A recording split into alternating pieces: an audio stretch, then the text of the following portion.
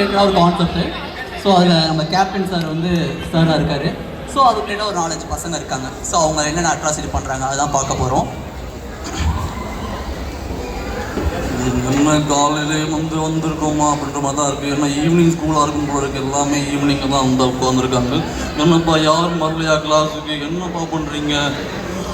Sir நான் வந்துடும் sir. Sir என்ன சார் என்ன தேவையா? தம்பி நல்லா தெரியுது, லேட் கம்மர் தானே நீங்கள்? சார் இல்லை sir, late comer sir. Sir bus வந்துடுச்சு, நான் வந்தேன் சார். இப்படியே வந்தேன் விட்டேன் சார். இப்போ பஸ்ஸை விட்டுன்னு சொல்ல மாட்டீங்களா? சார் இப்படி தான் சார் டெய்லியுமே வருஷம் வந்தா ஏக்கா லேட்டாக கொண்டு வரா ரிப்பீட் சார். வந்தா லேட்டாக கொண்டு வரா ரிப்பீட் சார். அப்படியே லூக்காக போயிட்டு இருக்கு சார். தம்பி நீங்கள் லேட்டாக வந்த காரணத்தை கேட்கல, ஏன் லேட்டாக வந்தீங்க தான் கேட்டேன். சரி பரவாயில்ல, போய் உட்காருங்க. சார் என்ன சார் பனிஷ்மெண்ட் கொடுக்க மாட்டீங்களா?